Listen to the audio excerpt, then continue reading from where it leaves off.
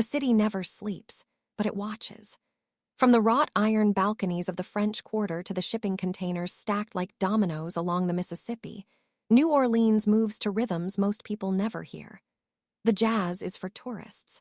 The real music plays in the spaces between, in the hum of money changing hands, in the whisper of favors owed and debts collected, in the pulse of a world that exists just beneath the surface of neon and beignets and Mardi Gras beads. Rachel Gray had learned to move through that world without being seen. Invisibility was a skill. You perfected it or you drowned. At 28, she had already spent 7 years practicing the art of not being noticed. She walked through the marble lobby of the Crescent Hotel at 11:45 each night, nodded to the bellhop who never remembered her name, and disappeared into the back offices where the numbers lived. Night auditor. It sounded more prestigious than it was. She reconciled accounts, processed late checkouts, flagged suspicious charges, and made sure the books balanced before the morning shift arrived. She was good at it. Good enough that management stopped checking her work after the first 6 months. Good enough that she had become part of the architecture, as permanent and unremarkable as the crown molding. The Crescent was the kind of hotel that attracted a certain clientele. 5 stars in the guidebooks. Michelin-recommended restaurant on the ground floor. Rooms that started at $600 a night and climbed rapidly from there. Politicians stayed here. Corporate executives. Celebrities who wanted privacy and were willing to pay for discretion. Rachel had seen them all pass through. She had watched senators stumble drunk to their rooms at 3 in the morning, watched tech billionaires tip in $100 bills for coffee, watched married men check in with women who were decidedly not their wives. She saw everything. She said nothing. That was the job. Tonight felt different. Rachel could not name why. The air in the back office carried a charge like the moments before a summer storm when the humidity condensed into something electric. She pulled up the daily revenue report, scanned the line items. Room charges, minibar, restaurant, spa services. Everything looked clean. Then she clicked into the maintenance fund. $50,000, wire transfer. No invoice attached. She scrolled back. Last week, the same transfer. The week before that. The week before that. 6 months of transfers, every Monday at 9 in the morning. $50,000 moving from the hotel's primary operating account into a fund labeled maintenance. But no corresponding records of work performed, materials purchased, or contractors paid. Rachel sat back in her chair. Her stomach tightened. She had found discrepancies before, small ones.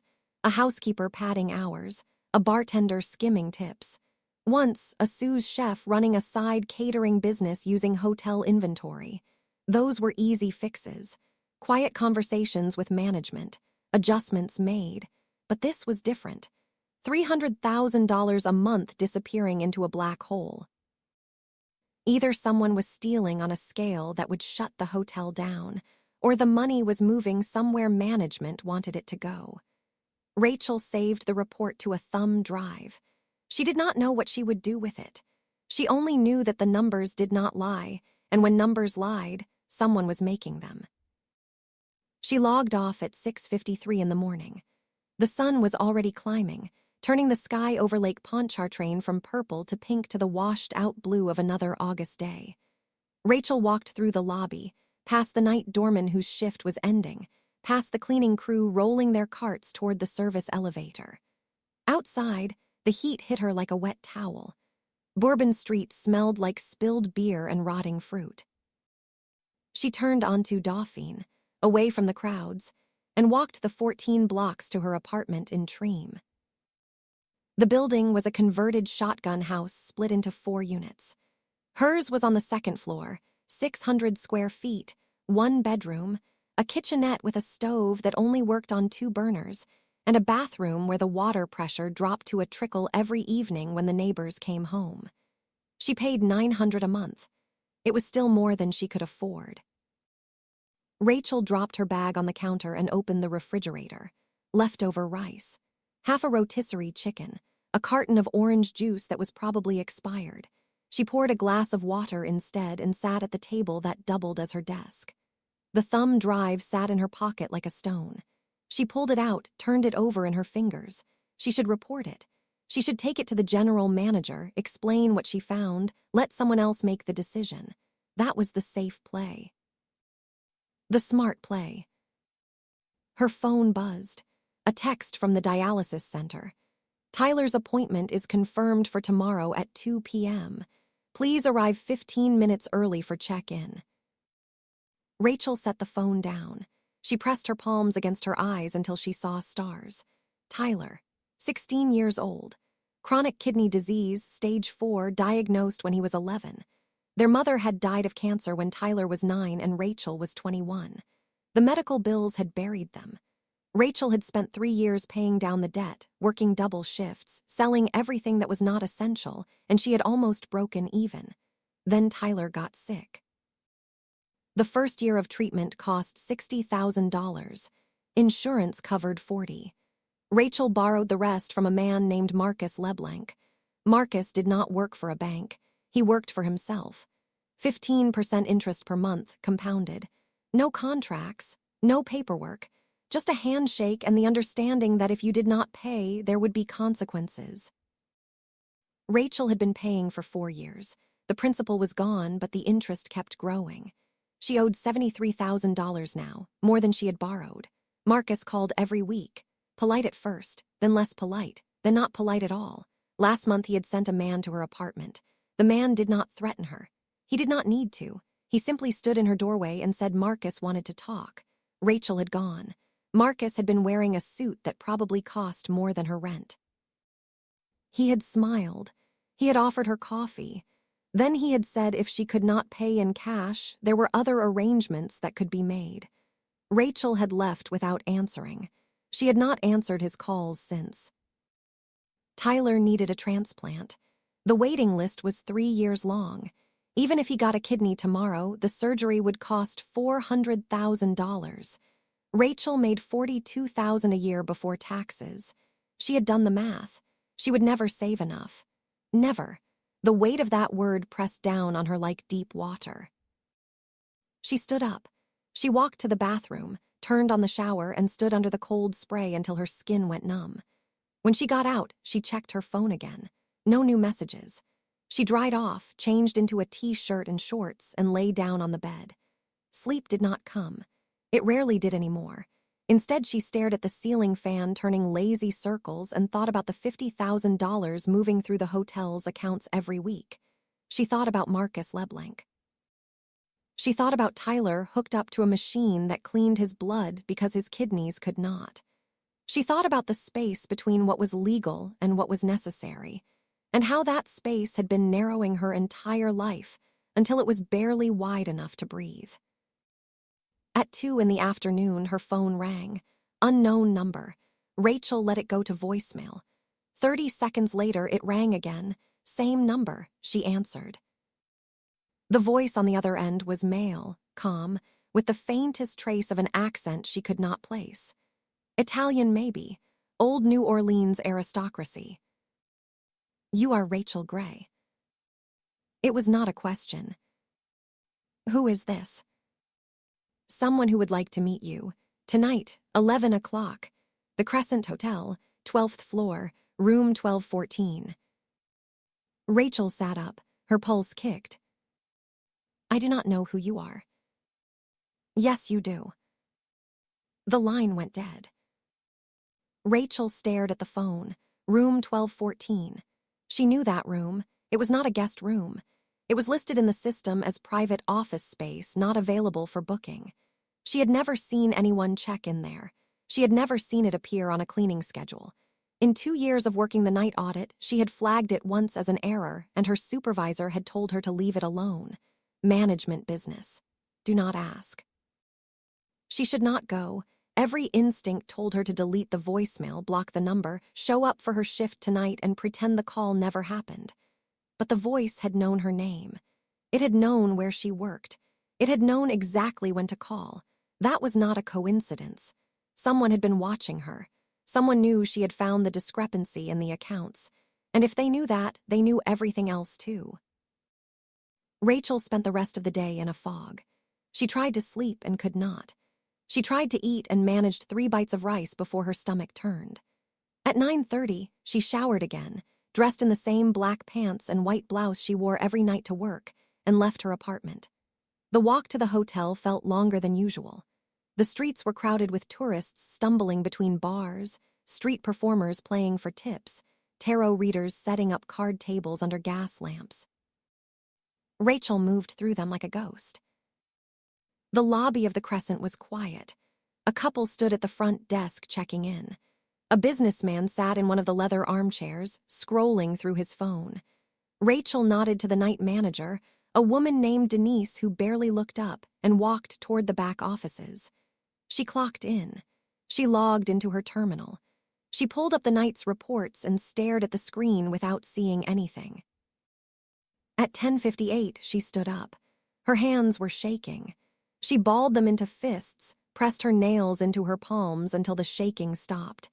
Then she walked to the service elevator, the one the staff used to move between floors without being seen by guests.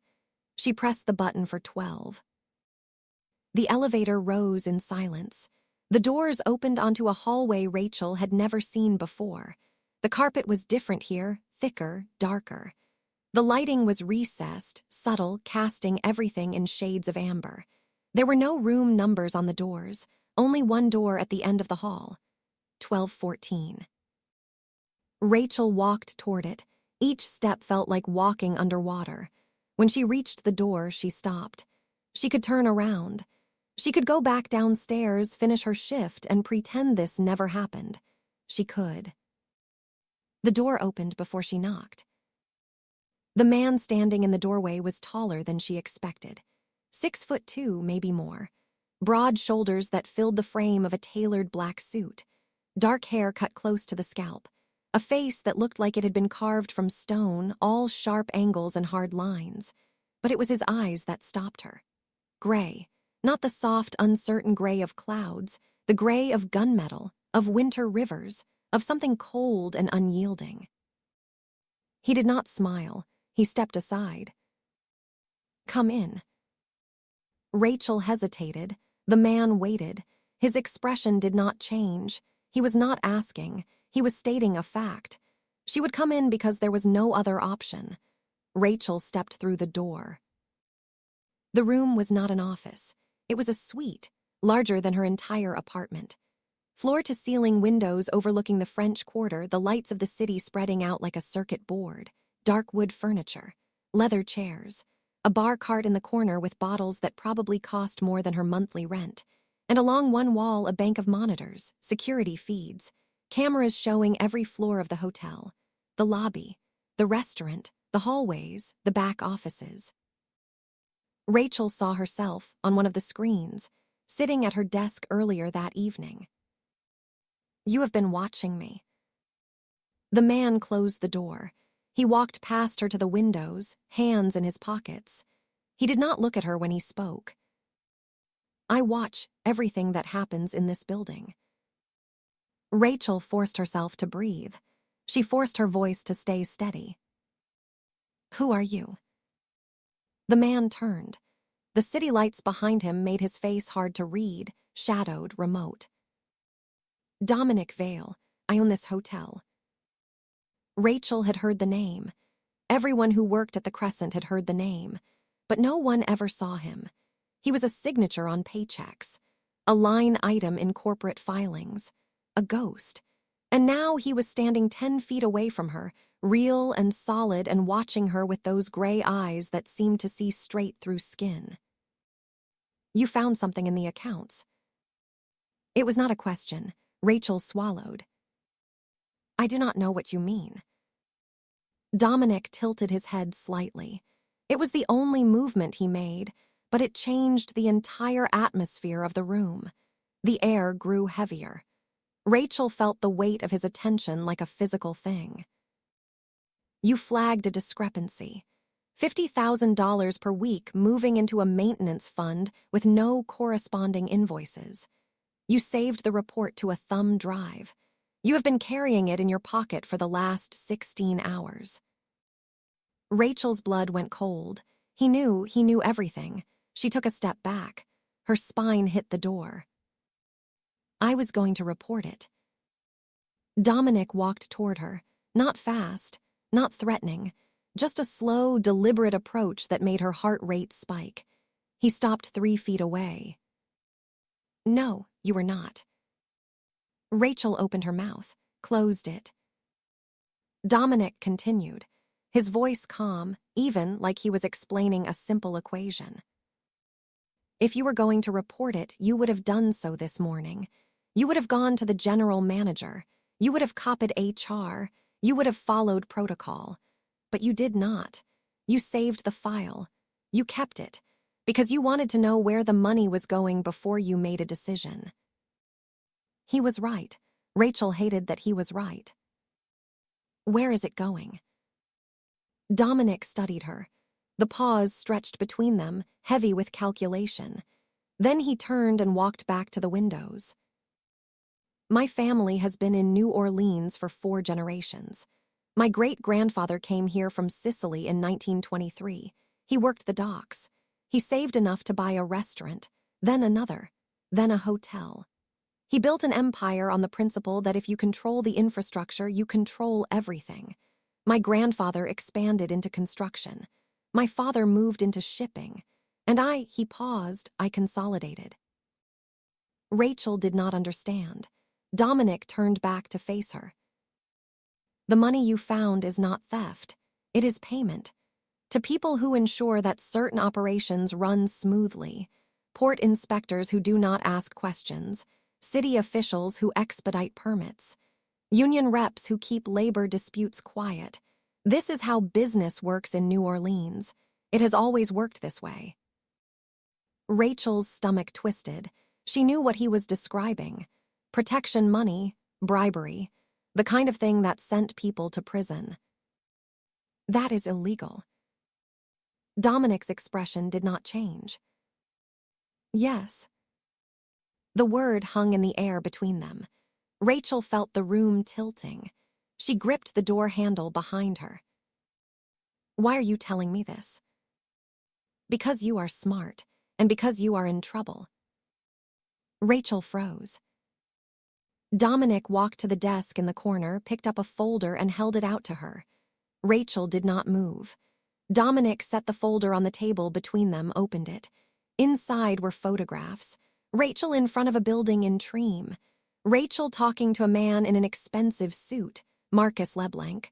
The photos were recent. Last week. 2 weeks ago. Marcus LeBlanc is a problem. He operates in territory that does not belong to him. He lends money at rates that create desperation. He targets people who have no other options. People like you. Rachel's throat tightened. She could not speak. Dominic continued. You owe him $73,000. He has been calling you. You have not been answering. Last month, he suggested alternative payment arrangements. You refused. He will not ask again. Men like Marcus do not accept refusal. How do you know all of this? I told you. I watch everything. Rachel felt her knees weaken. She moved to one of the chairs and sat down before they gave out.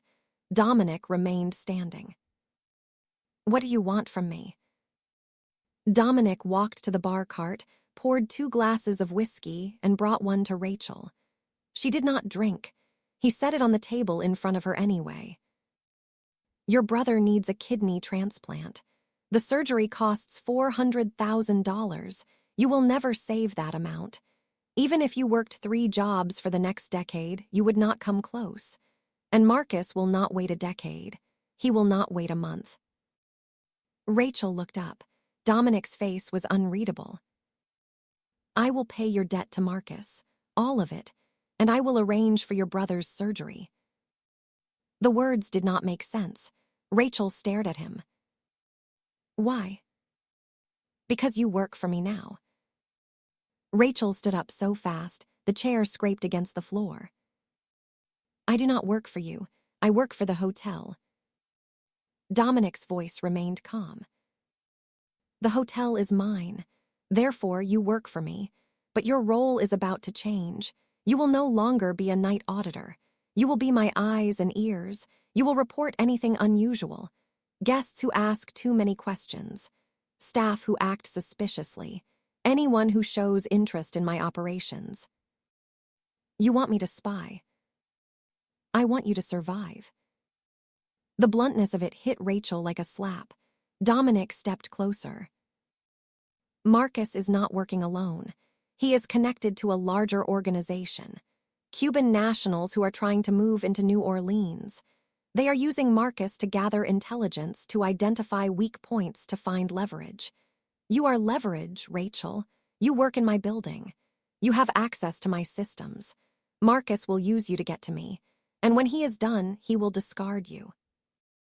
Rachel shook her head. This was insane. This was not her life. She was an accountant. She balanced books. She did not get involved in organized crime. I can go to the police.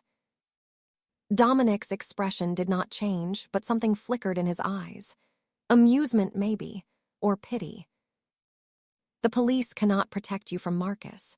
They cannot protect your brother. And if you go to them, you will expose yourself as someone who discovered financial irregularities in my business and chose to meet with me privately instead of reporting it. That makes you complicit. The police will not help you. They will question why you did not come forward immediately. They will wonder if you were planning to blackmail me. You will lose your job. You will lose your credibility. And Marcus will still be waiting. Rachel felt the walls closing in. She felt the air leaving the room. Dominic was right. She had made a choice the moment she saved that file. She had made a choice the moment she walked into this room. There was no going back. What if I say no? Dominic walked to the door and opened it. Then you leave. I will not stop you, but understand this. Marcus will come for you. He will come for Tyler. And I will not intervene. You will face that alone. Rachel looked at the open door.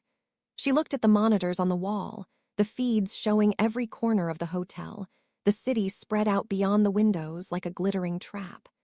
She thought about Tyler hooked up to a dialysis machine. She thought about the numbers that never added up. She thought about the space between legal and necessary, and how she had been standing in that space her entire life without realizing it. She turned back to Dominic. If I do this, if I work for you, Tyler gets his surgery. Yes. And my debt to Marcus is erased.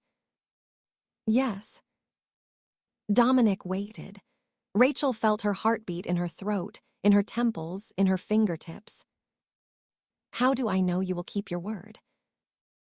Dominic closed the door. He walked back to the desk, picked up another folder and handed it to Rachel. Inside were medical documents, pre-surgical evaluations for Tyler Gray, a confirmed surgical appointment at Ochsner Medical Center with Dr. Sarah Chen, one of the best transplant surgeons in the state, scheduled for 3 weeks from today. At the bottom of the page, a contract summary, surgical deposit paid in full. Balance of $390,000 to be paid upon successful completion of procedure. Payment guaranteed by D. Vale Holdings, LLC. Rachel's hands shook. She read the documents twice. 3 times, the numbers blurred. You already scheduled it and paid the deposit. Dominic's voice was quiet. I keep my word. The rest will be paid when the surgery is complete, but it will be completed. That is my promise. Rachel looked up. Her vision was blurring. She pressed her palms against her eyes, forced the tears back. Why? You do not even know me. Dominic walked to the windows. He stood with his back to her, looking out over the city. My mother died when I was 19. She took her own life. She could not endure the world my father had built. The violence, the fear, the constant threat. She left a note. It said, do not become your father. Promise me. He turned. His face was shadowed, but Rachel could see the tension in his jaw, the tightness around his eyes.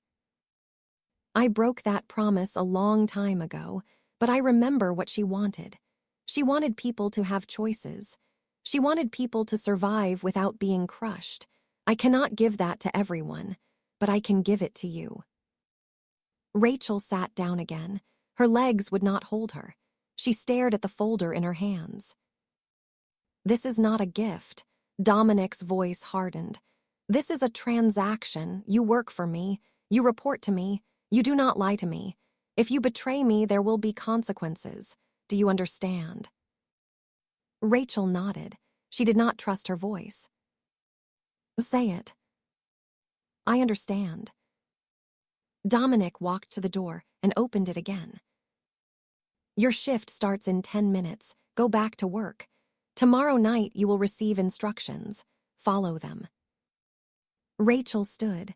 She walked toward the door on legs that felt like water. When she reached the threshold, she stopped. What happens to Marcus? Dominic's expression was stone. Marcus will learn that some debts cannot be collected. Rachel did not ask what that meant.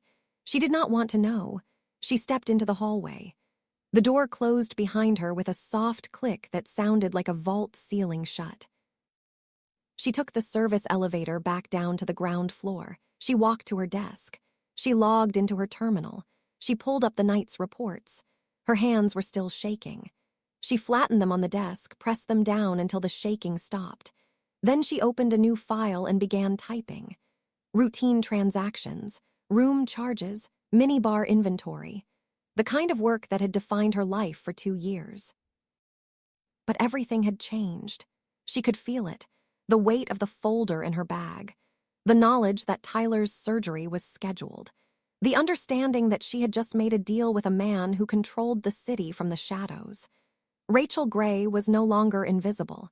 She was seen, and being seen came with a price she did not yet understand. At 6 a.m, her shift ended. Rachel clocked out, walked through the lobby, and stepped into the heavy August heat. The sun was rising over the river, turning the sky orange and red. She walked the 14 blocks home. She climbed the stairs to her apartment.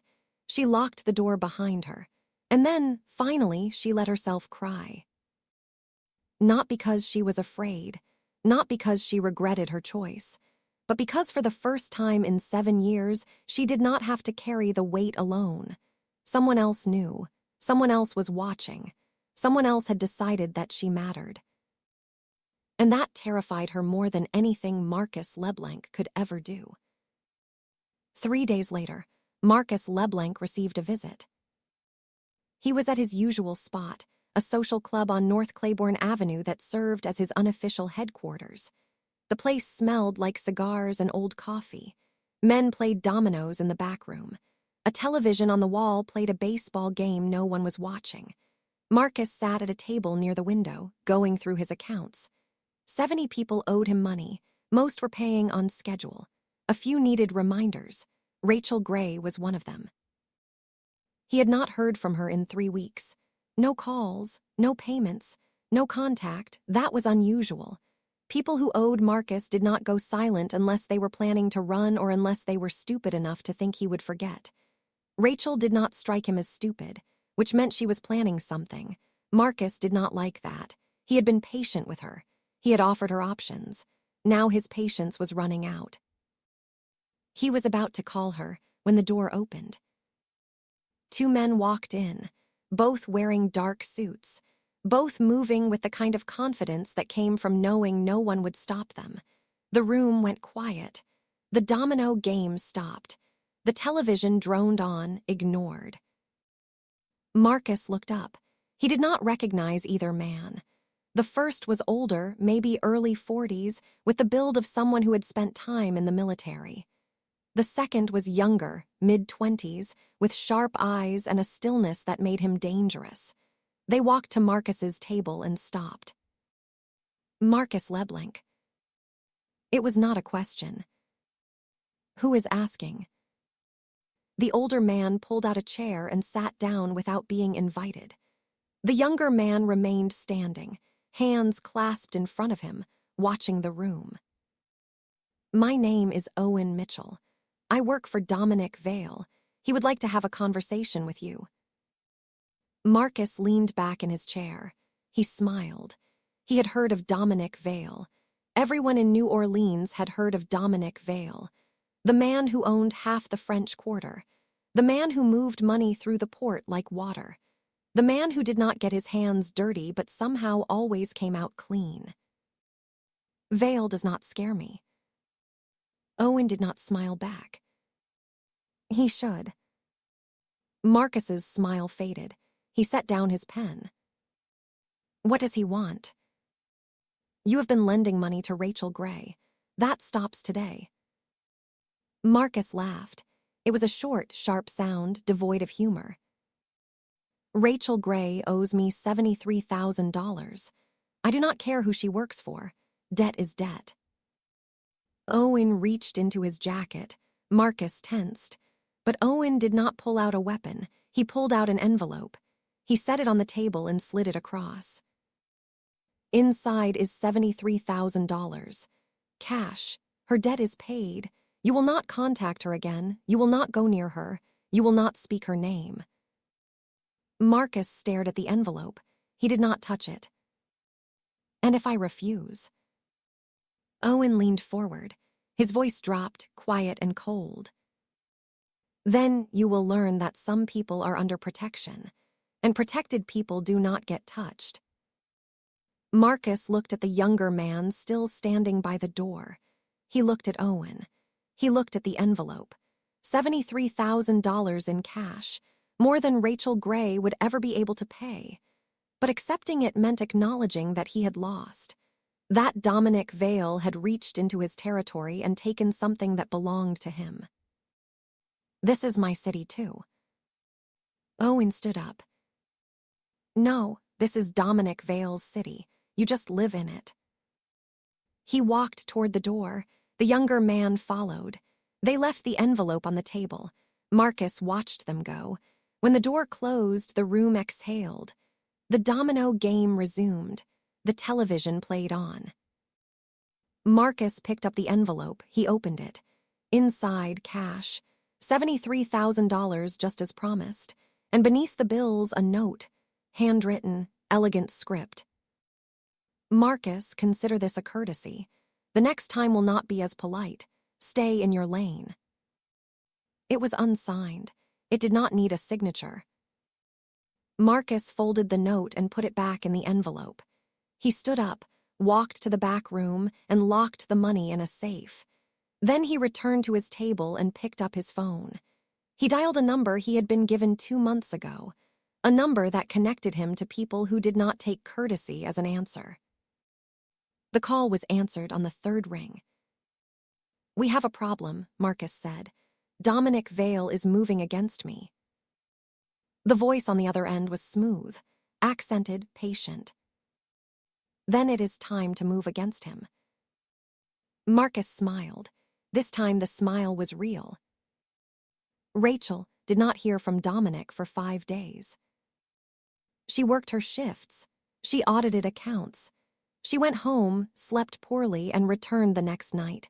Tyler's surgery was 2.5 weeks away. Every time she thought about it, her chest tightened. She wanted to believe it was real. She wanted to believe Dominic Vale would keep his word, but trust was not something Rachel had in abundance.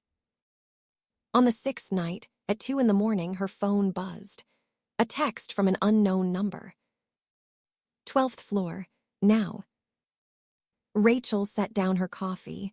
She logged off her terminal and took the service elevator up. The hallway was empty. The door to 1214 was ajar. She pushed it open. Dominic was standing by the windows again. He did not turn when she entered.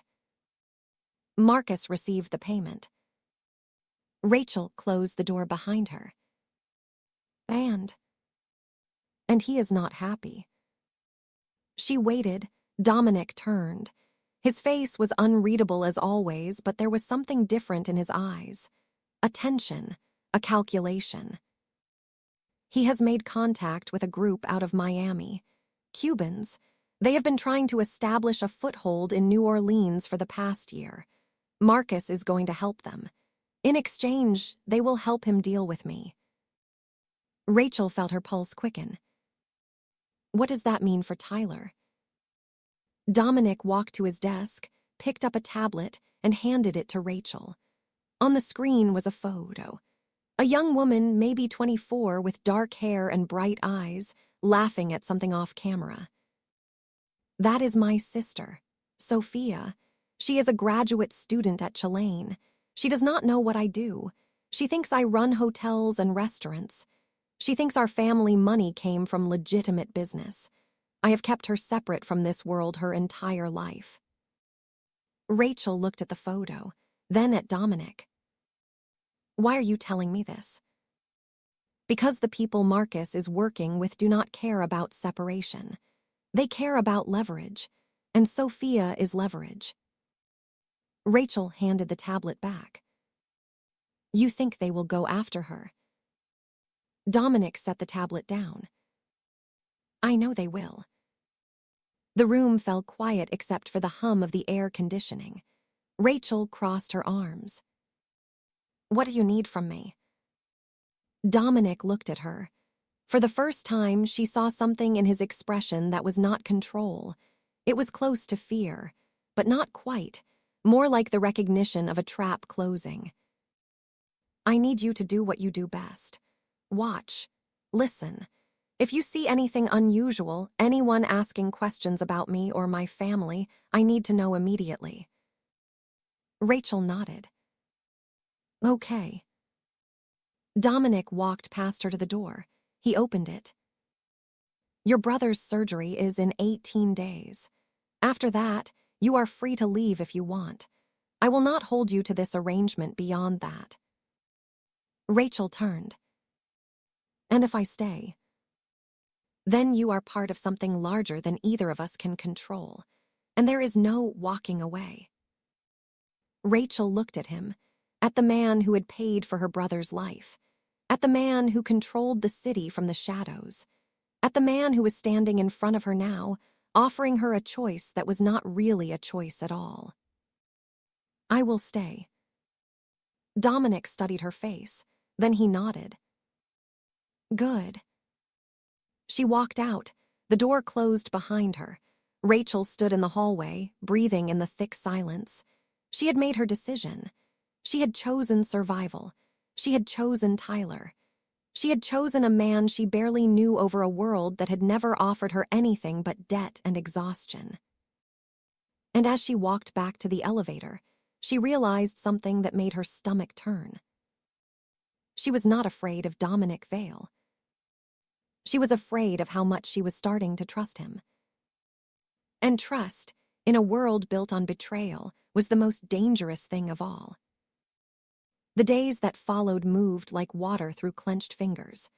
Rachel worked her shifts at the Crescent, audited the accounts that no longer seemed as simple as numbers in columns, and went home to an apartment that felt smaller every time she walked through the door.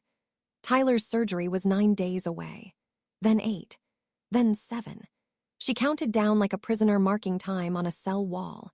Each day that passed without incident felt like a gift she did not deserve and a trap she could not see.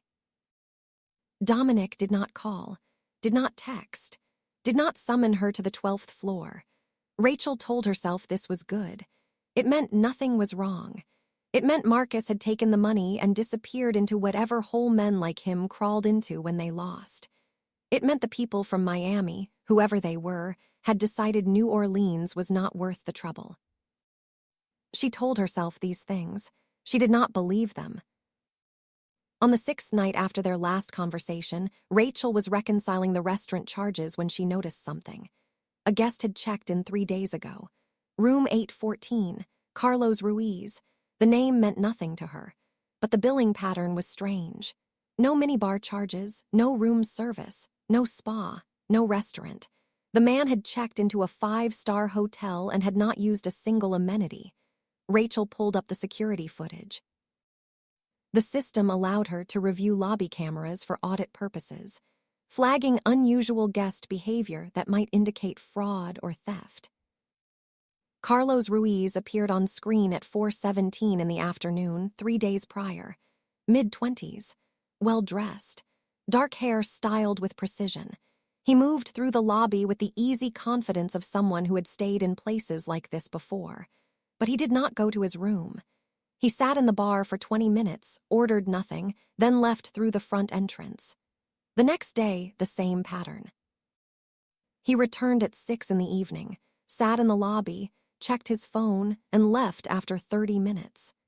Yesterday, he came back at 8, walked through the restaurant without sitting down, and exited through the side door that led to the street. Rachel saved the footage.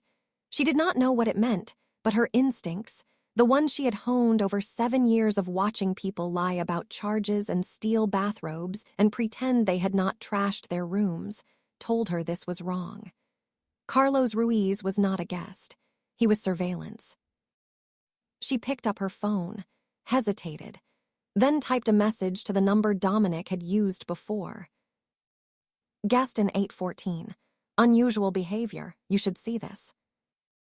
The reply came 30 seconds later. Send me the footage, then come upstairs. Rachel forwarded the files. She logged out of her terminal, walked to the service elevator, and pressed 12. The ride-up felt longer this time. When the doors opened, Dominic was standing in the hallway waiting for her. He did not speak. He simply turned and walked into the suite. Rachel followed. Inside, the monitors were displaying the footage she had sent. Carlos Ruiz frozen on screen, sitting in the lobby, face turned toward the elevators. Dominic stood in front of the wall, arms crossed, studying the image like it was a puzzle missing one critical piece. Do you recognize him? Rachel shook her head. No, but he is not acting like a guest. He is watching. Dominic rewound the footage, played it again. Carlos checking his phone, glancing toward the elevator, looking away. The movements were casual, but there was a pattern, a rhythm. He was waiting for something or someone. Dominic pulled out his phone and made a call. It rang twice before a voice answered. Rachel could not hear what was said, but Dominic's response was short. Run a background check on Carlos Ruiz. Everything. I want it in 1 hour. He ended the call and turned to Rachel. You did well. This is exactly what I need you to watch for. Rachel stepped closer to the monitors. Who is he? I do not know yet, but men who sit in hotel lobbies for 3 days without staying in their rooms are not tourists. Dominic walked to the windows. The city spread below like a game board, all lights and angles and invisible moves happening in every direction. Rachel watched him. For the first time since she had met him, she saw tension in the set of his shoulders. Not fear, not panic, but the coiled readiness of someone preparing for a fight. You think this is connected to Marcus? Everything is connected to Marcus. Rachel wrapped her arms around herself. The air conditioning was too cold. Or maybe it was just the weight of standing in a room where secrets were currency and information was survival. What happens if they come for your sister? Dominic did not turn around. They will not succeed. That is not an answer. He looked back at her. The light from the window carved his face into sharp relief, all shadow and bone. The answer is that I will do whatever is necessary to protect her, and you do not want to know what necessary looks like. Rachel held his gaze. She should have been afraid. She should have walked out of the room and never come back, but instead she felt something else. A strange kind of clarity. This was the world now, not the one she had imagined when she was 21 and thought hard work and honesty would be enough. This was the real world. The one where protection came with a price and survival meant making choices that kept you awake at 3 in the morning. I am not afraid of you. Dominic crossed the room. He stopped close enough that Rachel could see the fine lines at the corners of his eyes, the silver threaded through his dark hair, the scar along his jawline she had not noticed before. You should be. His voice was quiet, almost gentle. It made the words more dangerous. But I am glad you are not. The air between them thickened. Rachel became suddenly aware of how close he was standing, how still, how his eyes held hers without wavering. She took a breath, did not step back. Dominic's phone buzzed. He pulled it out, glanced at the screen, and his expression changed. Not much, just enough. He turned away and answered. "Talk to me." The voice on the other end was male. Clipped, efficient. Rachel could hear fragments. Carlos Ruiz, Cuban national. Student visa, enrolled at Chilean University. Graduate program in business administration. And then something that made Dominic's hand tighten around the phone. Dating Sophia Vale. Dominic let the silence stretch for 3 full seconds. Then he ended the call. He set the phone down on the desk with the kind of control that suggested he wanted to throw it through the window. Rachel waited. "Carlos Ruiz is dating my sister." Rachel's stomach dropped. "Does she know who he is?" Dominic laughed. It was a short, bitter sound. "Sophia does not know who I am. She thinks I am a businessman. She thinks our money came from restaurants and real estate. She has no idea that the life she lives, the tuition I pay, the apartment she rents, all of it is built on a foundation I have spent 18 years constructing in the dark." He walked to the bar cart, poured 2 glasses of whiskey, and brought one to Rachel. She took it this time. The liquid burned going down. "Carlos is not a student, or if he is, it is cover. He is here for a reason, and the reason is Sophia." "What are you going to do?" Dominic drank his whiskey in one swallow. "I am going to have a conversation with my sister, and then I am going to find out who sent Carlos Ruiz to New Orleans." Rachel set her glass down. "Let me help." Dominic looked at her, really looked, like he was seeing her for the first time. "This is not your fight. You made it my fight when you paid my brother's hospital bills." "That was a transaction." "No," Rachel stepped closer. "That was you deciding I mattered. You do not get to decide that and then tell me to stay out of it. If they are targeting your sister, they are targeting you. And if they are targeting you, they are targeting everyone around you, including me, including Tyler." Dominic considered this. His jaw worked. Then he nodded. "What do you suggest?" Rachel thought. Her mind raced through possibilities, angles, the way she approached a ledger that did not balance. There was always a pattern, always a point where the numbers revealed the truth. "Sophia does not know what you do, but she trusts you. If you tell her to stay away from Carlos, she will ask questions.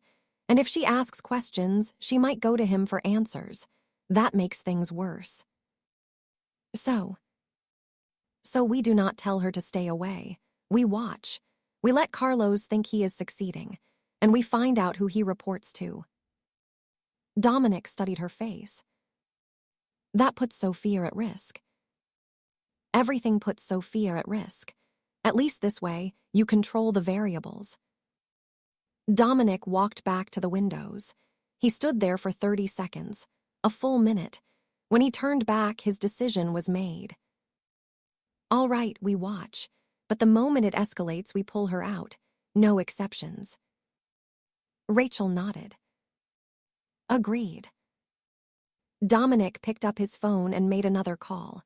This time, the conversation was longer. Instructions given in that same calm, measured tone that made it impossible to argue. When he finished, he turned to Rachel. "Owen is putting a security detail on Sophia. She will not see them, but they will be there. If Carlos tries anything, we will know." "Who is Owen?" "Someone I trust with my life." That is not an answer either. Dominic almost smiled. Almost. "Owen Mitchell. He has been with me for 15 years, former military. The kind of man who does not ask questions when I need something done. And the kind of man who will tell me when I am wrong. Those people are rare." Rachel understood. Loyalty in a world where betrayal was currency. She wondered what it cost to earn that kind of trust. She wondered what it cost to keep it. Your shift is almost over. Go home, get some sleep. Tomorrow we move forward. Rachel walked toward the door. When she reached it, she stopped and looked back. Dominic. He turned. Thank you for trusting me with this. His expression softened. Just a fraction, just enough.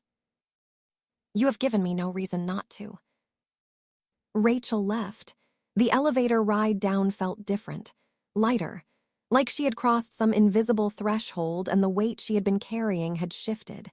Not gone, just distributed differently, shared. She clocked out at 6 in the morning, walked the 14 blocks home through streets that were waking up, delivery trucks unloading produce, shop owners hosing down sidewalks, the smell of coffee drifting from open doors. She climbed the stairs to her apartment, unlocked the door, and stopped. There was an envelope on her kitchen table.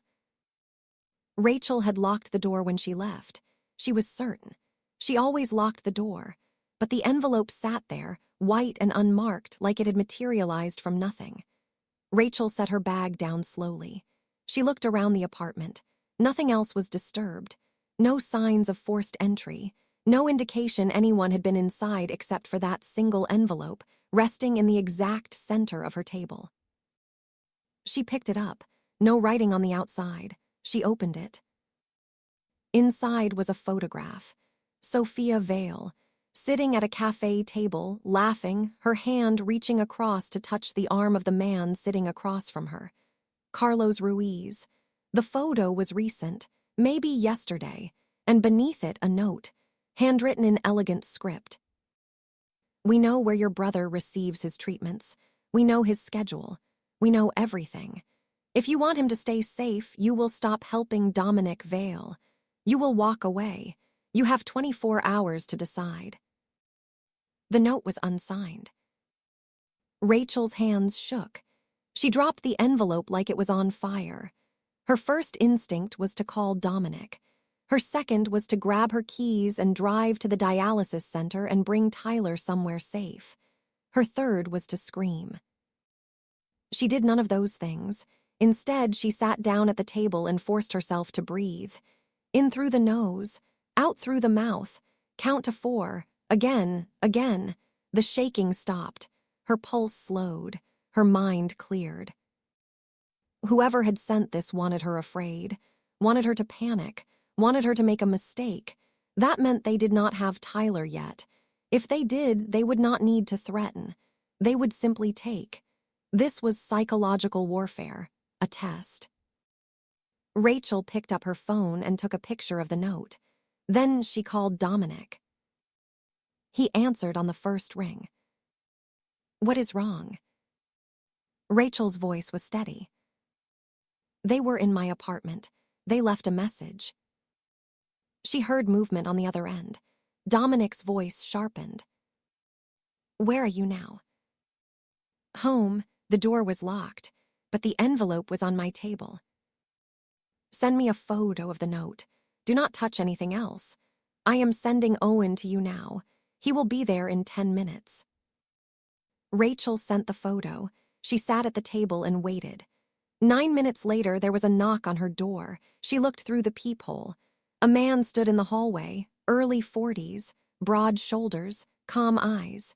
He held up a phone with a text message visible on the screen. It was from Dominic. This is Owen. Let him in. Rachel unlocked the door. Owen stepped inside. He did not introduce himself. He simply walked through the apartment, checking windows, locks, corners. His movements were efficient, practiced. When he finished, he turned to Rachel. You are coming with me. Where? Somewhere safer than here. Rachel grabbed her bag. She followed Owen down the stairs and into a black SUV parked at the curb. The drive took 15 minutes. They did not go to the Crescent. Instead, Owen pulled into an underground parking garage beneath a building Rachel did not recognize. They took an elevator to the 4th floor. Owen unlocked a door and gestured for Rachel to enter. Inside was an apartment, small but well-furnished, clean lines, minimal decoration, a couch, a kitchenette, a bedroom visible through an open door. Dominic was standing by the window. He turned when Rachel entered. His face was carved from stone, but his eyes burned. "Are you hurt?" "No." Owen closed the door and locked it. He positioned himself near the entrance, arms crossed. Rachel set her bag down. "They know where Tyler is." Dominic nodded. "I have already moved him. He is at a private facility under a different name. He is safe." Rachel felt her knees weaken. She sank onto the couch. "How did they get into my apartment?" Dominic walked to the kitchen, poured a glass of water, and brought it to her. "Marcus has connections, locksmiths, building maintenance workers, people who can get into places without leaving evidence. It is not difficult if you have the right resources." Rachel drank the water. Her throat was dry. "What do we do now?" Dominic sat across from her. He leaned forward, elbows on his knees. "Now we stop reacting and start moving. They wanted to scare you. That means you are important to them. They think you are my weakness." "Are they right?" Dominic's gaze held hers. "Yes." The word hung in the air. Rachel felt something shift in her chest, a door opening onto a room she had not known existed. "I am not weak." "I know. That is why they are wrong." Dominic stood and walked to the window. The city stretched beyond the glass, indifferent and vast. "Carlos Ruiz is not working alone. He is a soldier. Someone sent him. Someone funded him. Someone told him to get close to Sophia and gather information. I need to know who that someone is." "How?" "By doing what they do not expect. By giving them what they want." Rachel stood. "What does that mean?" Dominic turned. His expression was harder now, colder. "It means I am going to let them think they are winning." Owen spoke for the first time. "That is a dangerous game." Dominic did not look away from Rachel. "All games are dangerous. The question is whether you play to survive or play to win." Rachel crossed her arms. "And which are you doing?" Dominic walked toward her. He stopped close. Too close. She could see the pulse at his throat, could smell the faint trace of smoke and cedar that clung to his clothes. "I am playing to protect the people. I cannot afford to lose." His voice was low, rough. Something in it made Rachel's breath catch. "You do not even know me." Dominic's hand rose. He hesitated, then touched her cheek, just once, just for a second. His fingers were warm. "I know enough." Rachel felt the world narrow to the space between them. The sound of Owen shifting his weight near the door seemed miles away. The hum of traffic outside disappeared. There was only this: the heat of Dominic's hand, the intensity in his eyes, the understanding that something had changed between them, something neither of them had named but both of them felt. Then Dominic stepped back. The moment broke. He turned to Owen. "I need you to run surveillance on Carlos. I want to know everywhere he goes, everyone he talks to, every call he makes. Do not engage, just watch." Owen nodded and left. Rachel and Dominic stood in the silence that followed. Finally, Rachel spoke. "How long do I stay here?" "Until we know who we are dealing with. This apartment is off the books. No one knows about it except Owen and me. You are safe here." "What about my shifts at the hotel?" "I will handle that. You are on medical leave. Family emergency." Rachel wanted to argue, wanted to say she could still work, still be useful. But exhaustion crashed over her like a wave. She had been running on adrenaline for 6 days. Now, in this quiet space, the weight of it all came down. Okay. Dominic walked to the door. There is food in the kitchen. The bedroom is yours. Get some rest. He reached for the handle. Dominic. He stopped. Why are you doing this? He looked back at her. For a moment, the mask slipped. She saw something raw beneath, something that looked like loneliness. Because I made a promise to my mother that I would not become my father. And I have broken that promise in every way that matters. But if I can keep you safe, if I can keep Sophia safe, then maybe I am not completely lost. Rachel's throat tightened. You are not lost. Dominic's smile was sad. You do not know what I have done. Then tell me. Someday, maybe, but not today. He left. The door closed with a soft click. Rachel stood in the center of the apartment, surrounded by furniture that was not hers, in a building she did not recognize, in a life that had stopped being her own the moment she walked into room 1214. She thought about Tyler, safe in some facility she could not name. She thought about Sophia Vale, laughing in a cafe with a man who was using her. She thought about Dominic standing by the window, staring at a city he controlled but could not escape. And she thought about the choice she had made, to stay, to fight, to trust a man who dealt in secrets and violence and protection that came with a cost she still did not fully understand. Rachel walked to the bedroom. She lay down on the bed without taking off her shoes. The ceiling was white and featureless. She stared at it until her eyes burned. Then she closed them and let sleep take her under. She dreamed of numbers that did not balance, of ledgers written in blood, of a door that opened onto a room filled with light and Dominic standing in the center, holding out his hand. She woke 6 hours later to the sound of her phone buzzing, a text from an unknown number. Your brother is asking for you. I told him you are working late. He believes me, for now. Then another message. Stay where you are. Do not leave the apartment. We are moving tonight. Rachel sat up. Her heart was pounding. She typed a reply. Moving where? The response came immediately. To end this.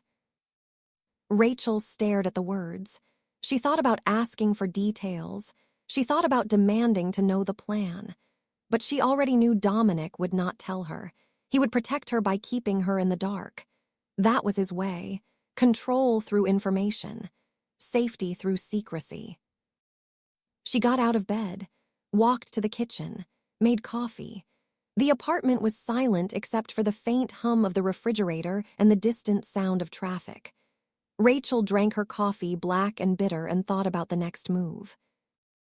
If Dominic was ending this tonight, it meant he had found something. A name, a location, a thread to pull that would unravel the whole operation. And if he was moving without telling her the details, it meant he expected it to be dangerous. Rachel set down her cup. She walked to the window and looked out at the city. New Orleans in daylight looked different than it did at night. Softer, almost innocent. But she knew better now. She knew what happened in the spaces between the light. She knew the price of survival. Her phone buzzed again. This time it was a photo. Sophia Vale and Carlos Ruiz, walking hand in hand through Audubon Park. The photo was time-stamped 30 minutes ago, and beneath it, a message from Dominic. Owen is following them. If Carlos makes a move, we will know. Rachel typed back. Be careful. The reply came 3 minutes later. Always. But Rachel knew it was a lie. Men like Dominic Vale were never careful. They were calculated. They were precise. But they were not careful. Careful meant staying safe. And safe was not an option when everything you loved was at risk. Rachel spent the rest of the day waiting. She tried to read. Tried to watch television, tried to sleep again. Nothing worked. The minutes crawled. The apartment felt smaller with every hour. At 7 in the evening, her phone rang. Dominic. She answered. Where are you? Still at the apartment, like you said. Good, stay there. Lock the door. Do not open it for anyone except Owen. What is happening? Dominic's voice was tight, controlled, but she could hear the edge beneath. Carlos just made a call. Owen tracked it to a location in the lower 9th ward, a warehouse. We are going there now. Rachel stood up. Let me come with you. No. Dominic, I can help. You help by staying safe. I cannot focus if I am worried about you. Rachel clenched her fist. You do not get to decide what I can handle. There was a beat of silence on the line. Then Dominic spoke, quieter now. Rachel, please, trust me on this. What I am about to do, you do not want to see. What are you about to do? Dominic did not answer. The line went dead. Rachel stared at her phone. Her chest felt tight. She paced the apartment. 3 steps to the window. Turn. 3 steps back. Turn. Over and over. She thought about Dominic walking into a warehouse in the lower 9th ward. She thought about Owen and whoever else Dominic trusted with his life. She thought about what happens when men who live in the dark decide to settle things in the dark. And she thought about Sophia, who did not know, who was still holding hands with Carlos Ruiz in Audubon Park, who believed her brother was just a businessman. Rachel picked up her phone. She pulled up the security app for the Crescent, the one she still had access to despite being on leave. She logged in, navigated to the guest directory, found Carlos Ruiz in room 814. Then she did something she knew might be reckless, but could not stop herself from doing. She called a car. 20 minutes later, she was standing in the lobby of the Crescent Hotel. The night manager on duty was someone Rachel did not know well. A young man, maybe 25, who looked up from his computer with mild surprise. Rachel, I thought you were on leave. I am. I just need to pick up something from my locker. She did not wait for permission. She walked past the desk, through the corridor that led to the staff areas and took the service elevator up. Not to 12, to 8. The hallway was quiet, carpet muffling her footsteps. Rachel walked to room 814 and knocked. No answer. She knocked again. Still nothing. Rachel pulled out her phone and sent a text to the number she had saved for emergencies. Owen, where is Carlos right now? The reply came fast. Still at the park. Why? Rachel felt her stomach drop. She had been wrong. Carlos was exactly where Owen said he was. She had let fear and the need to do something, anything, override her judgment. She had checked on information Owen already had. This was not helping. This was panic masquerading as action. She turned and walked back to the elevator, took it down to the lobby, left the hotel. She stood on the sidewalk outside the Crescent, breathing hard. The humid night air pressed against her skin. She felt stupid, reckless, and scared in a way she had not been since her mother died. Her instinct had been to verify, to see for herself, because sitting in that apartment doing nothing while Dominic walked into danger felt impossible. But now she understood what Dominic had meant. Sometimes the best way to help was to trust, and trust meant waiting, even when waiting felt like drowning. Her phone rang. Dominic. She answered. Where are you? I went to the hotel. Why? I thought Carlos might be there. I was wrong. I am sorry. Dominic was quiet for 3 seconds. Rachel, go back to the apartment, now. I know. I just wanted to help. You are helping by staying out of danger. Owen is on his way to pick you up. Dominic, please be careful. His voice softened. I will see you soon. The line went dead again. Rachel waited on the sidewalk. 5 minutes later, the black SUV pulled up. Owen got out, walked around to open the passenger door. Rachel climbed in without a word. Owen drove. Neither of them spoke. When they reached the apartment building, Owen walked her upstairs and waited while she unlocked the door. Stay inside. Lock the door. Do not leave again. Rachel nodded. Owen left. She locked the door, sat on the couch, and waited. The hours stretched. 8 became 9. 9 became 10. Rachel's phone stayed silent. She imagined 100 different scenarios. Dominic walking into a trap. Owen outnumbered. Gunfire in the dark. She imagined the worst because it was easier than hoping for the best and being wrong. At 11:30, her phone buzzed. A text from Dominic. It is done. I am coming to you. Rachel read the message 3 times. Her hands were shaking. She set the phone down and buried her face in her hands and cried. Not from fear, not from relief. From the weight of realizing how much she cared whether Dominic Vale made it through the night. And that was the most dangerous thing of all. Dominic arrived at 1 in the morning.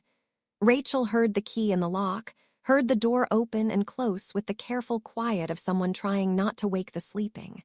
But she was not sleeping. She had been sitting on the couch in the dark for 90 minutes, watching the city lights blur through the window, waiting.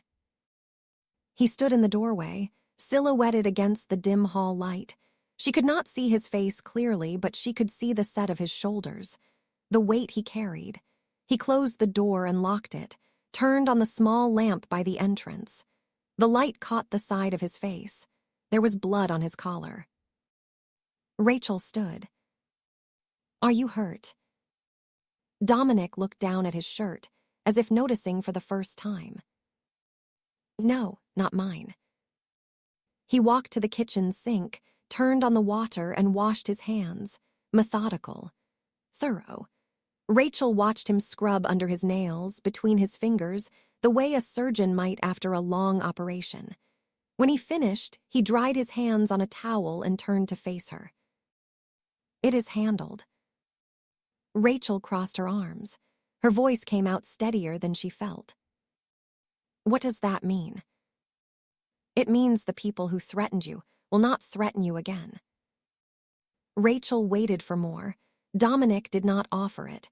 He walked past her to the window and stood looking out at the same view she had been staring at all night. The quiet stretched between them. Rachel broke it. Where is Carlos? Still with Sophia. Owen is watching them. And the warehouse? Empty now. Rachel felt something cold settle in her stomach. She thought about the blood on Dominic's collar, thought about the careful way he had washed his hands, thought about what it meant when a man like Dominic Vale said something was handled. How many?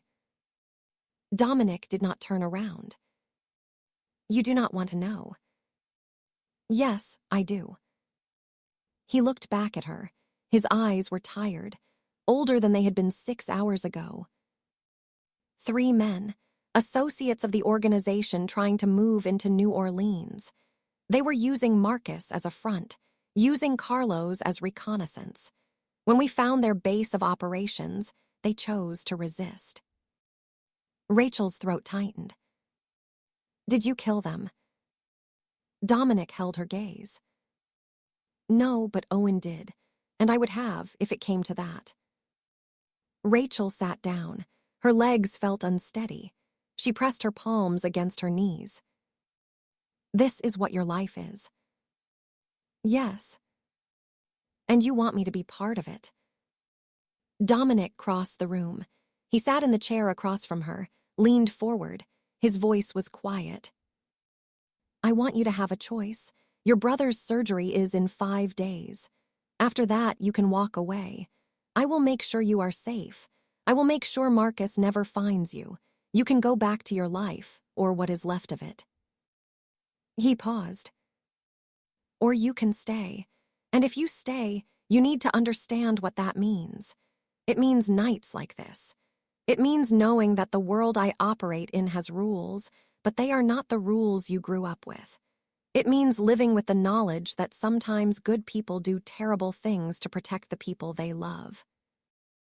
Rachel looked at him, at the blood on his collar, at the exhaustion in his face, at the careful control that was starting to crack around the edges. Why me? Dominic leaned back, ran a hand through his hair. For a moment, he looked lost. Because when you walked into my office 3 weeks ago, you were terrified. But you did not beg. You did not cry. You stood there and looked me in the eye and asked what I wanted from you. Most people in your situation would have collapsed. You stayed standing. He met her gaze. And because when I look at you, I do not see someone who needs saving. I see someone who deserves a chance. And I am tired of being surrounded by people who only stay because they are afraid to leave. Rachel felt something break open inside her chest. A door she had kept locked for 7 years. She stood, walked to where Dominic sat, stopped in front of him. I am not staying because I am afraid to leave. Then why? Because when I am with you, I do not feel invisible anymore. Dominic reached up, touched her hand. His fingers were warm and rough and steady. You were never invisible. The world just did not deserve to see you. Rachel pulled him to his feet. She was 5'6". He was 6'2". She had to tilt her head back to look at him. But when she did, she saw something in his eyes that made her feel like she was standing on solid ground for the first time in her life. Kiss me. Dominic hesitated, just for a second. Then he cupped her face in his hands and kissed her, not desperate, not rough, slow, deliberate, like he was memorizing the shape of her mouth, the taste of her, the way she fit against him when she rose on her toes and wrapped her arms around his neck. When they broke apart, Rachel was breathing hard. Dominic rested his forehead against hers. This complicates things. Rachel almost laughed. Things were already complicated. Fair point. They stood like that for a long moment. Then Dominic stepped back. He took off his jacket and draped it over the chair, unbuttoned his shirt, pulled it off and balled it up. The blood on the collar disappeared into the fabric. He walked to the kitchen trash and dropped it inside. Rachel watched him, watched the way he moved, controlled, efficient, but underneath she could see the tension. The coiled readiness of someone who had learned not to relax, not ever. When was the last time you slept? Dominic looked at her. I do not remember. Come on. Rachel walked to the bedroom. Dominic followed. She turned on the small lamp by the bed, soft light, enough to see by but not enough to hurt tired eyes. She sat on the edge of the mattress and patted the space beside her. Lie down. Dominic stayed standing. Rachel. You need to sleep. So do I, and I am not sleeping alone in this apartment while you sit out there staring at the city. He studied her face. Then he nodded, sat on the bed, pulled off his shoes, lay down on top of the covers, fully dressed except for the discarded shirt. Rachel turned off the lamp and lay down beside him, not touching, just close. She could hear him breathing, slow, steady, controlled even in this. Minutes passed. Then Dominic spoke into the darkness. My father was a violent man. He believed power came from fear. He taught me that the only way to survive was to be harder than everyone else. Colder. My mother hated it. She tried to teach me different. Tried to show me that strength could be gentle. That control did not have to mean cruelty. He paused. When she died, I thought I had failed her. I thought the only way to protect Sophia was to become exactly what my father was. And for 18 years that worked. I built an empire on fear. I kept Sophia safe, but I lost myself. Rachel turned onto her side, reached out in the dark and found his hand. You are not lost. How do you know? Because a lost man would not care whether I felt invisible. A lost man would not have paid for Tyler's surgery. A lost man would not lie here in the dark and tell me the truth about who he is. Dominic's hand tightened around hers. What if the truth is worse than you think? Then I will decide what to do with it, but you do not get to make that choice for me. He considered this. Then he rolled onto his side, facing her. She could not see his face clearly in the dark, but she could feel his breath, could sense the space between them shrinking. I do not know how to do this. Do what? Be with someone who is not afraid of me. Rachel moved closer, close enough that she could rest her head against his chest. She could feel his heartbeat, steady, strong. Then we will figure it out together. Dominic's arm came around her, held her, and for the first time since she had met him, Rachel felt him relax, just a little, just enough. They fell asleep like that. Two people who had spent their lives fighting alone, finally finding rest in each other. Rachel woke to sunlight streaming through the window and the smell of coffee. She sat up. The bed beside her was empty. She walked into the living room. Dominic was at the kitchen counter, dressed in a clean shirt, pouring coffee into 2 mugs. He looked up when she entered. Good morning. Rachel rubbed her eyes. What time is it? 8, I let you sleep. He handed her a mug. She took it, drank. The coffee was strong and black and exactly what she needed. What happens now? Dominic leaned against the counter. Now I deal with the remaining problem, Carlos Ruiz. Rachel set her mug down. What are you going to do? Talk to him, find out who sent him, make sure he understands that Sophia is off limits. And if he does not listen, then Owen will make the point more clearly. Rachel crossed her arms. Sophia needs to know. Dominic's jaw tightened. No. Yes, you cannot protect her if she does not know what she is being protected from. She is not a child. She deserves the truth. Dominic turned away, looked out the window at the city waking up below. If I tell her, she will hate me. Maybe, or maybe she will understand. But either way, she will be safer knowing than not knowing. Dominic weighed this for a long moment. Then he nodded. All right, I will tell her, today. Rachel walked to him, touched his arm. Do you want me to come with you? He looked at her, something softened in his eyes. Yes, but I need to do this alone. I understand. Dominic finished his coffee, pulled on his jacket, walked to the door, stopped, turned back. Thank you. For what? For not letting me take the easy way out. Then he was gone. Rachel spent the day in the apartment. She called the dialysis center using the new number Dominic had given her, spoke to the nurse. Tyler was doing well. The treatment was on schedule. He asked when he could see her. Soon, Rachel said. Very soon. She hated lying to him, but she hated the alternative more. At 3 in the afternoon, her phone rang. Dominic. It is done. How did it go? About as well as expected.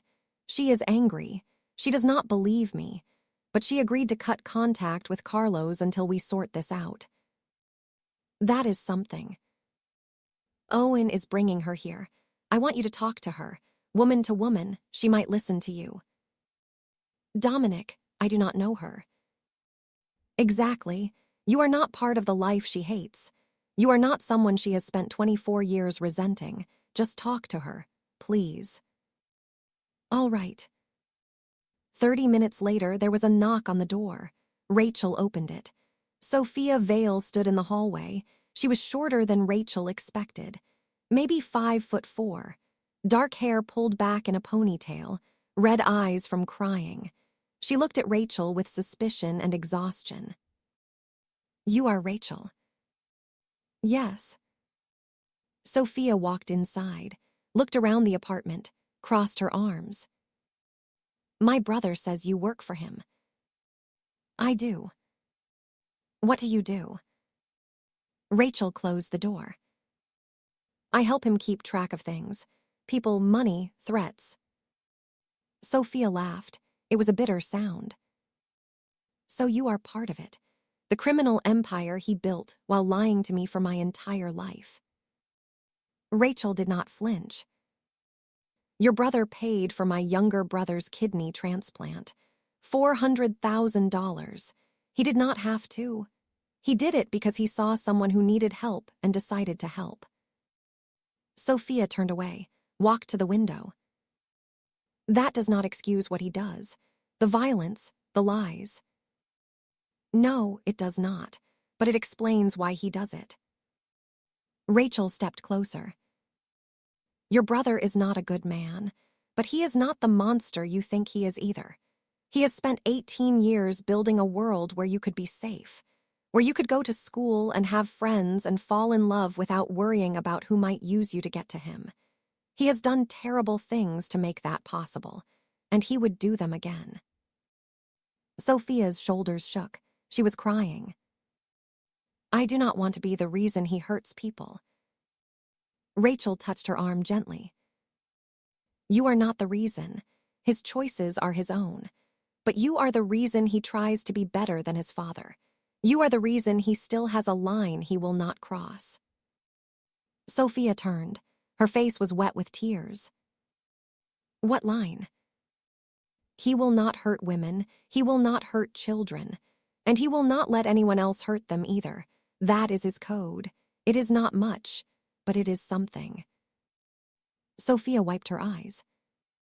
"Carlos, is he really dangerous?" "Yes." "Do you know that for certain?" Rachel nodded. "Your brother has evidence, phone records, financial transactions. Carlos was sent here to gather information about Dominic, about his operations, about you. The people he works for wanted leverage. You were the leverage." Sophia sat down on the couch, buried her face in her hands. "I thought he loved me." Rachel sat beside her. "Maybe he did. People are complicated, but love and loyalty are not the same thing. And Carlos chose his loyalty before he chose you." They sat quietly. Then Sophia spoke. "What happens now?" "That depends on you. Your brother wants you to leave New Orleans. Go somewhere safe until this is resolved."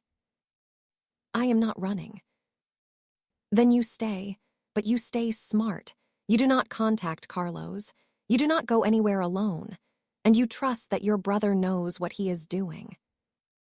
Sophia looked at Rachel. "Do you trust him?"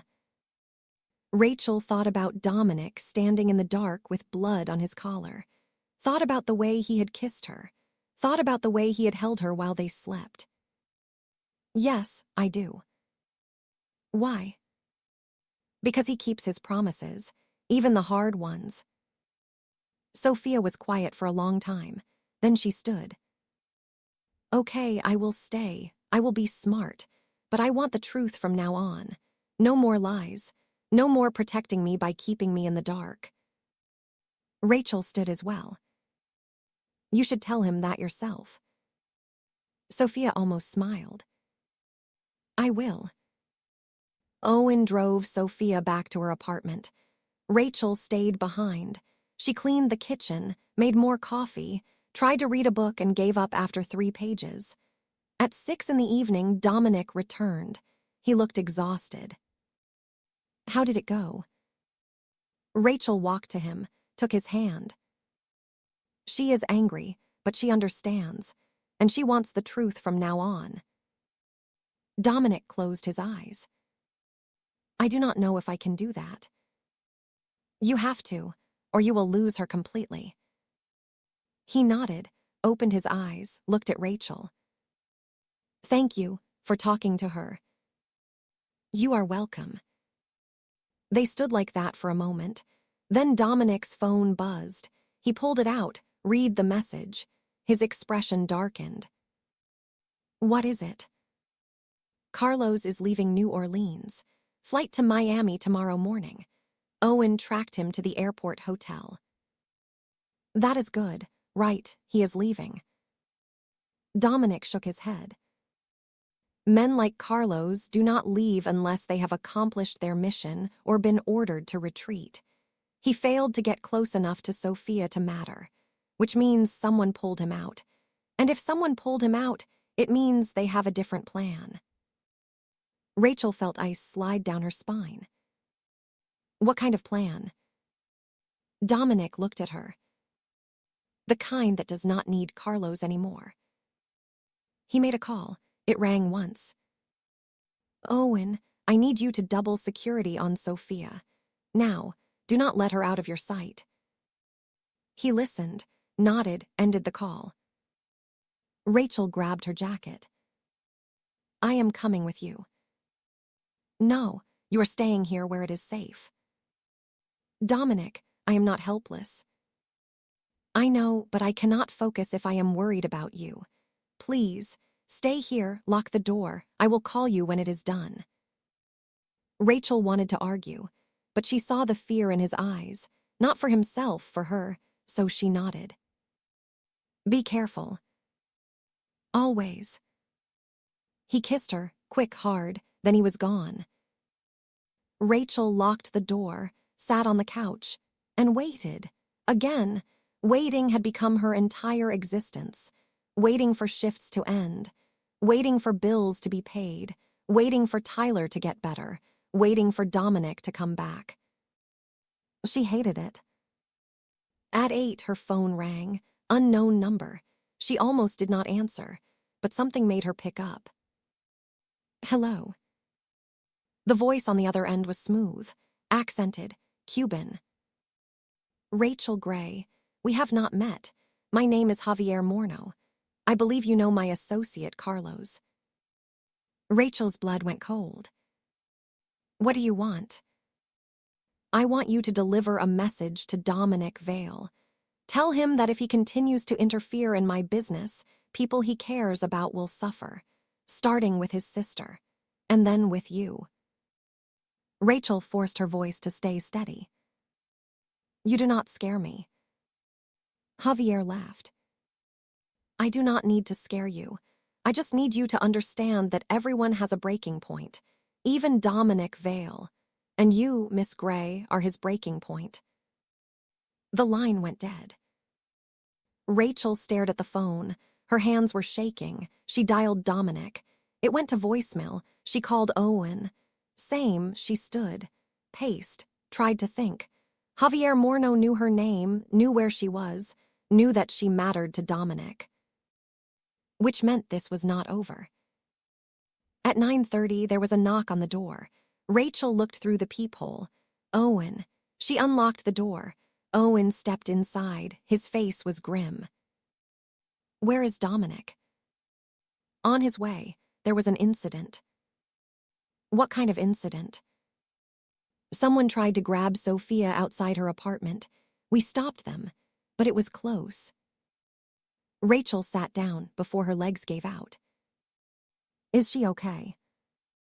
She is fine, scared, but fine. Dominic is with her now. Rachel told Owen about the call from Javier. Owen's expression darkened. He is escalating, trying to draw Dominic out, make him react emotionally instead of strategically. Is it working?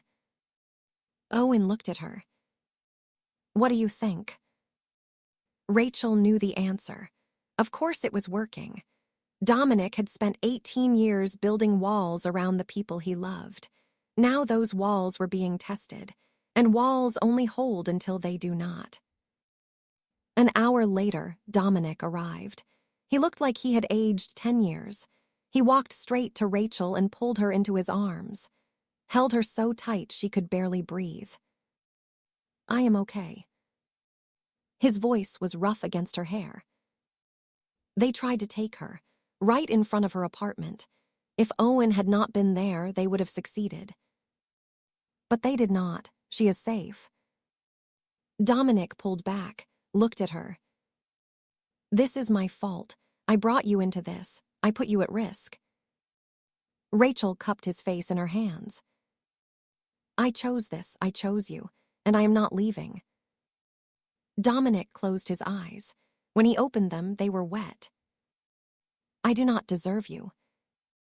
"Probably not, but you have me anyway." Owen cleared his throat. "We need to move. Javier is not going to stop. He wants a war. We need to give him one, on our terms." Dominic nodded. He turned to Rachel.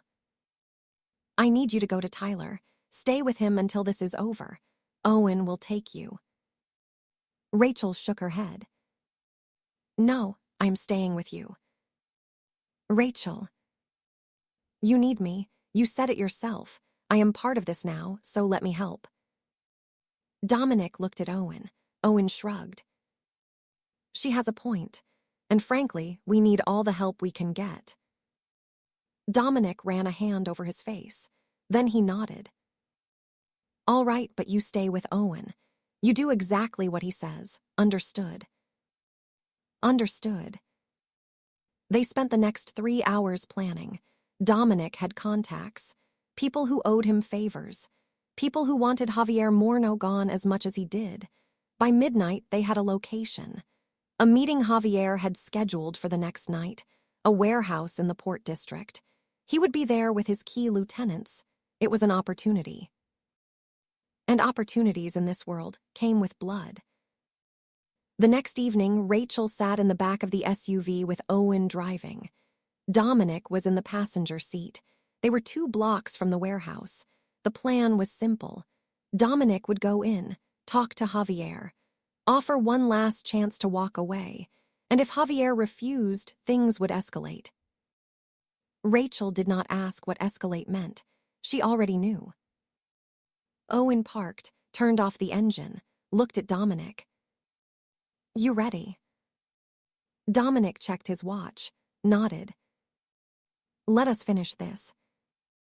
He opened the door, stopped, turned back to Rachel. "If this goes wrong, Owen will get you out. He will take you to Tyler. You will disappear. New names, new lives. I have already set it up." Rachel grabbed his hand. "It will not go wrong." Dominic squeezed her fingers. "I love you." The words hung in the air. Rachel felt tears sting her eyes. "I love you too." Dominic got out of the car, walked toward the warehouse. Owen followed 10 steps behind. Rachel sat in the dark and waited, her heart pounding, her breath shallow. 15 minutes passed. Then she heard it, not gunfire, shouting, then quiet. Rachel's phone buzzed. A text from Dominic. "It is over, coming back." She exhaled, put her head in her hands, and cried. When Dominic returned, he was alone. Owen appeared from the opposite direction. Neither of them spoke. They got into the SUV. Owen drove. Rachel looked at Dominic. His face was stone. "What happened?" "Javier agreed to leave New Orleans, permanently, in exchange for his life." "You let him live." Dominic looked at her. "I did, because killing him would have started a war that would never end. This way, we have peace. For now." Rachel reached for his hand. He took it. "You made the right choice." "I hope so." 3 days later, Tyler had his surgery. Rachel sat in the waiting room at Ochsner Medical Center. Dominic sat beside her. Sophia sat on her other side. Owen stood by the door. They waited together. When the surgeon came out and said the surgery was successful, Rachel collapsed into Dominic's arms and sobbed. Not from fear, not from relief. from the weight of realizing that her brother was going to live, that she had not failed him the way she had failed their mother. Dominic held her, said nothing, just held her. 2 weeks later, Rachel moved out of the apartment Dominic had provided, not because she was leaving him, but because she needed a place that was hers. Dominic understood. He helped her find a small house in the Garden District, paid the first year's rent, did not ask for anything in return. Rachel quit her job at the Crescent, started working as a freelance accountant, built a client list, lived quietly. Tyler recovered, slowly, but he recovered. Rachel visited him every day, watched him grow stronger, watched the color return to his face, watched him smile again. And every evening, Dominic came to her house. They cooked dinner together, talked about nothing important, fell asleep on the couch watching old movies. It was not perfect. Dominic still ran his operations, still dealt with people who operated in the dark, but he came home to Rachel every night, and that was enough. 5 years later, on a warm October evening, Rachel stood in the kitchen of the house that was now hers. Tyler was in medical school. Sophia had graduated and was working as an architect in Portland, and Dominic was sitting at the table, going through paperwork. He looked up when Rachel set dinner in front of him. "Thank you." She sat across from him. "How was your day?" "Quiet, yours." "The same." They ate in comfortable silence. When they finished, Dominic reached across the table and took her hand. "I have been thinking." "About what?" "About walking away, from all of it." Rachel set down her fork. "You mean that?" "I do. I have enough put aside, enough legitimate investments. We could leave New Orleans, start over somewhere else." Rachel studied his face. "What about Sophia?" "She is safe. She has her own life now. She does not need me to protect her anymore." "And Owen." "Owen has been wanting to retire for years. I would make sure he and his family are taken care of." Rachel stood, walked around the table, sat in Dominic's lap, wrapped her arms around his neck. "Where would we go?" "Anywhere you want." Dominic smiled. It was the first real smile she had seen on his face in months. "Anywhere sounds good."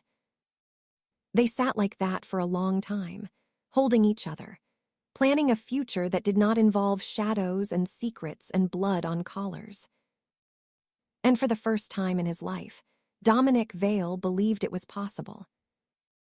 1 year later, they disappeared. New names, new city, a quiet life in a place where no one knew what Dominic had been, where no one knew what Rachel had survived. Tyler visited them once a month. Sophia called every week. Owen sent postcards from beaches around the world. And Rachel and Dominic built a life that was ordinary, unremarkable, safe. They never spoke about New Orleans, never looked back, never regretted the choices that had led them here. But some nights, Dominic woke with ghosts. Some mornings, Rachel checked over her shoulder out of habit. The past had left its marks, scars that did not show but never fully healed. They carried those scars together, reminders of the price they had paid, of the people they used to be, of the darkness they had walked through to find the light. Because some debts can be paid, some sins can be forgiven, and some people, against all odds, get a second chance. They were not perfect, they were not innocent, but they were free. And that was more than either of them had ever thought possible. Thank you for listening to The Sentinel. I chose this story because it asks a question most of us face at some point. What would you sacrifice to save someone you love? Rachel wasn't a hero. She was drowning. Dominic wasn't a saint. He was a man who'd lost himself trying to protect what mattered. Here's what hit me hardest. When Dominic let Javier walk away instead of killing him, He chose peace over revenge. That's not weakness. That's a man finally breaking the cycle his father started. I want to hear from YOU. Would you have trusted Dominic or walked away? Do you think he truly changed or just learned to hide better? Was the ending too hopeful or exactly what they deserved? If this story made you feel something, anger, hope, frustration, relief, hit subscribe. I narrate complex stories for people who appreciate moral nuance, not fairy tales. New releases every week. Up next, check the recommended videos. I think you'll enjoy what's coming. Thanks for being here. Your time matters to me.